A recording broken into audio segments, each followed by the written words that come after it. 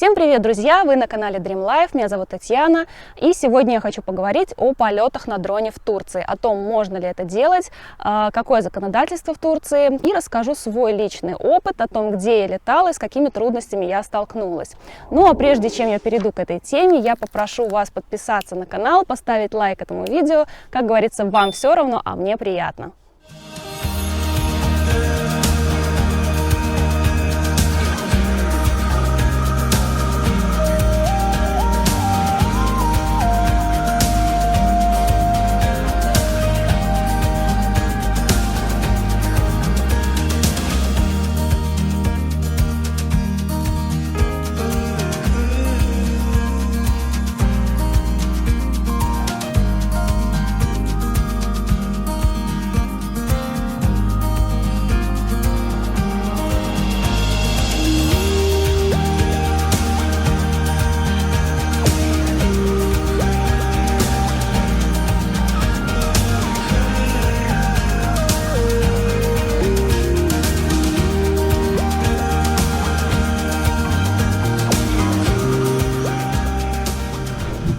Итак, давайте по порядку и начнем с официальной информации.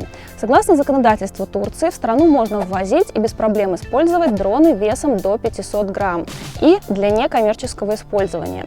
Весом свыше 500 грамм и до 4 килограмм, либо для коммерческого использования, нужно обязательно регистрировать дрон в турецком управлении гражданской авиации. По поводу коммерческого использования, если вы обычный турист и приезжаете поснимать для себя, то я не думаю, что на этом пункте стоит заострять внимание, так как никто, я думаю, никогда не сможет проверить, в каких целях вы используете ваши снимки. Про регистрацию дрона я подробно рассказывать не буду. Кому надо будет зарегистрировать, вы уже сами тогда прогуглите, найдете ссылку на этот сайт для регистрации, ну и там будете проходить тогда все по пунктам, все, что требуется. Скажу только, что эта процедура займет достаточно длительное время. Ну и стоит, конечно же, не забывать про правила полета на дронах в Турции, которые, в принципе, похожи на правила полета в других странах. То есть не летать в запрещенных зонах, это такие как аэропорты, какие-то правительственные, военные объекты, полицейские участки и так далее. Не летать выше 120 метров, не летать над скоплениями людей в каких-то общественных местах для безопасности людей. И не летать в темное время суток, а летать днем при хорошей освещенности. Итак, давайте рассмотрим первую категорию подробнее. Это дроны весом до 500 грамм. Если мы берем в расчет линейку DJI, то сюда будут относиться дроны Mavic Mini, Mavic Mini 2 и Mavic Air.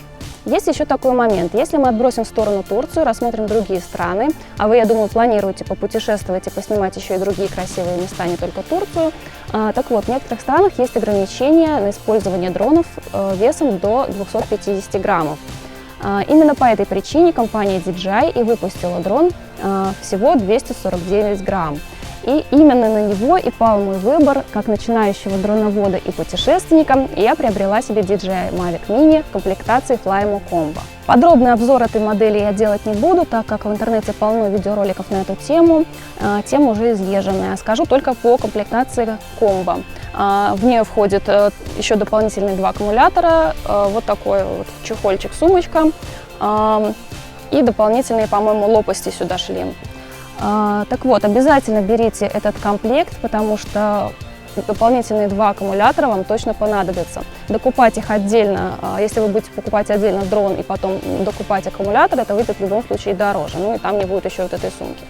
Но сумку для путешествий, сразу скажу, оставляем дома, потому что она достаточно громоздкая и привлекает внимание, что здесь видно, что сразу какая-то техника еще и с логотипом. И отсюда мы плавно перетекаем в тему провоза дрона через границу на территорию Турции. Несмотря на то, что наш маленький Mavic Mini имеет полное право пересекать границу Турции и въезжать в страну без регистрации, я не советую светить своим дроном где-то в аэропорту или на таможне, или как некоторые ходят у таможенников, спрашивают, а вот я везу дрон, куда мне его положить, что мне делать, куда мне идти. Ни в коем случае так не делайте. Я усиленно изучала эту тему перед вылетом, особенно читала какие-то форумы, мнения и опыт людей, которые уже провозили дроны, какие-то правила авиакомпании и так далее. И здесь возникло много разногласий, потому что одни писали, например, что дрон обязательно нужно провозить в ручной кладе, в каком-нибудь рюкзаке. Другие говорили, что нет, только в чемодане. По поводу аккумуляторов тоже вопросы. Кто-то говорит, что только в ручной кладе, кто-то говорит, что в аэропорту заставляли перекладывать чемоданы. В общем, сколько людей, столько и мнений. Ну и теперь мой опыт. Я провозила дрон в чемодане. Для этого я сделала специальную коробочку картонную под размеры дрона, чтобы не повредить его при перевозке. Как я уже говорила, сумку от комплектации комбо мы оставляем дома, так как она слишком большая. Дальше аккумуляторы вытаскиваем из устройства, и все 3 аккумулятора я также везла в чемодане. Чемодан никто в аэропорту не проверял, не обыскивал, он всего лишь прошел контроль по ленте, по рентгену, и все. Так что все прошло, как говорится, быстро и безболезненно, и без лишних вопросов. Ну и теперь самое интересное, это что же было на территории Турции, были ли у меня какие-то проблемы, подходил ли ко мне кто-то с какими-то проверками. Так вот, на территории Турции не было абсолютно ничего. За 2 недели я была в разных городах, летала в разных местах. Это и Анталия, в центре города, рядом с портом, в парке, в старом городе, Аланья, Сиде, Манавгат, летала даже над гидроэлектростанцией в Грин-каньоне, в горах, на разных каньонах, водопадах, над морем, возле отелей, вдоль пляжной полосы, нигде ничего. Кстати, там очень много ездило полицейских, такие машины, на которых написано «Жандармерия». Некоторых из них я увидела только уже на отснятых кадрах с дрона позади меня. Не знаю, кого они там ловили, но они видели, что я там летаю, стою с джойстиком. Ничего, никакой реакции. И последнее, что расскажу, это давайте вкратце пробегусь быстренько по тем местам, в которых я летала, поподробнее и расскажу, где какие были проблемы именно в техническом плане для данной модели дрона. Первое место, где я летала, это были красивейшие каньоны Турции. Там, в принципе, не было никаких проблем.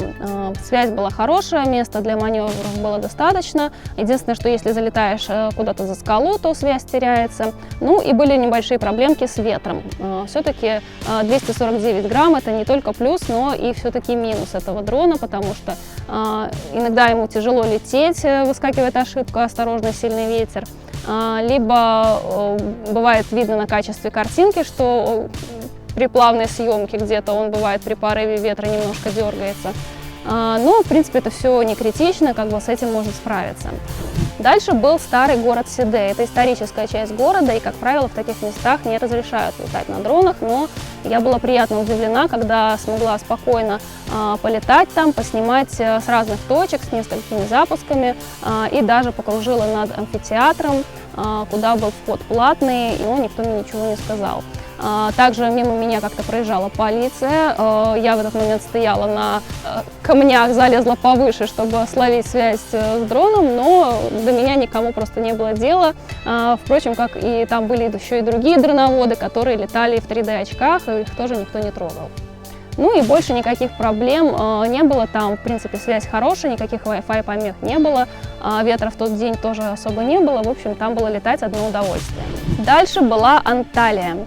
Я гуляла в центре по старому городу, потом вышла на набережную и оттуда запускала дрон. Поснимала некоторые исторические достопримечательности, рядом был порт, в парке было очень много народу, по-моему, даже ходили какие-то охранники. Но, как говорится, опять же таки никому до меня дела не было, никто ко мне не подходил. Из каких-то трудностей тоже, в принципе, ничего не было, Wi-Fi помех не было, ветер, как говорится, он в любой точке ветер. Следующим пунктом была Аланья. Я снимала вдоль пляжной линии над отелями. Вот там была проблема, это Wi-Fi помехи. Помех было настолько много, что невозможно было отлететь даже на 100 метров.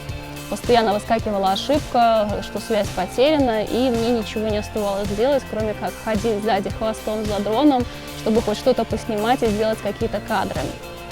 И еще, кстати, в Алании произошло первое и единственное падение моего дрончика, когда он запутался в листьях пальмы. Там очень много зелени, пальм, а в этой модели, вот, кстати, это является минусом, здесь нету боковых датчиков, которые нужны для защиты от столкновения с какими-то препятствиями. Здесь есть только нижний датчик на приземление. У старших моделей DJI такие датчики боковые уже есть. Ну так вот, из-за отсутствия этих датчиков и получилось так, что он запутался в листьях, немножко подстриг пальму и упал рядом с фонтаном. прямо на краешек, еще буквально 3 сантиметра, и он просто бултыхнулся бы в воду. И, наверное, это было бы самая нелепая гибель бойца, который прошел много войн, горячих точек, побывал везде и умер на ровном месте, просто ударившись в дерево и утонув в бассейне. Ну и последняя точка. Последней я ее поставила именно, наверное, потому что это было самое трудное место для полета на дроне. Это каньон Сападеры. Это узкое ущелье, с двух сторон высоченные скалы, где ты идешь по узенькой тропиночке и сбоку течет река.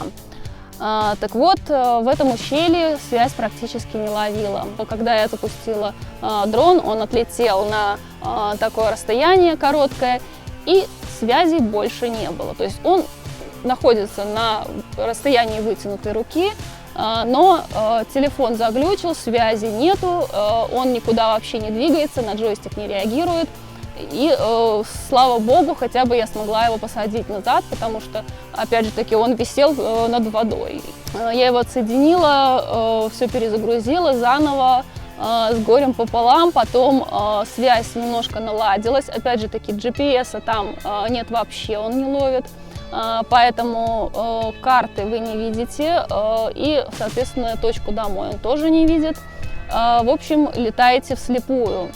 Если он выходит из зоны видимости, естественно, куда-то улетает выше, например, то на карте вы его не видите вообще, вживую вы тоже его не видите и можете ориентироваться только на изображение на телефоне, которое тоже периодически пропадает, зависает. Потом он улетел у меня куда-то, я все-таки рискнула сделать какие-то кадры, отправила его вперед по ущелью.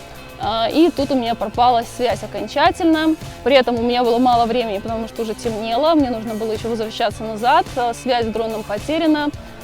Где он там висит между скал, непонятно и не видно. Если его ветром немножко снесет к какой-то скале или дереву, он ударится лопастями, соответственно, сразу его отбросят, он упадет просто в речку. GPS, повторюсь, не работает, то есть на карте, где он даже если упадет, я его просто не увижу. Ну, в общем, это была, можно такая сказать, смертельная игра на выживание. Сама уже ходила по этому ущелью, ловила эту связь, вернула с горем пополам дрона назад уже на исходящем заряде батареи. Так что в таких сложных местах Mavic Mini, хоть мой и справился, но я бы не советовала вам все-таки там летать и рисковать своим новеньким дроном. Конечно, модели постарше, которые тяжелее по весу, имеют боковые датчики и какие-то, возможно, более усиленные сигналы, то, возможно, они бы, конечно, лучше справились с этой задачей. В общем, надеюсь, кому-то эта информация будет полезная, надеюсь, вам интересно было меня слушать. Ну и, конечно же, не забываем подписываться на канал, ставьте лайки и оставляйте ваши комментарии. Если есть какие-то вопросы, я на них обязательно отвечу. Ну и, конечно же, желаю всем ярких путешествий и красивых кадров с высоты птичьего полета.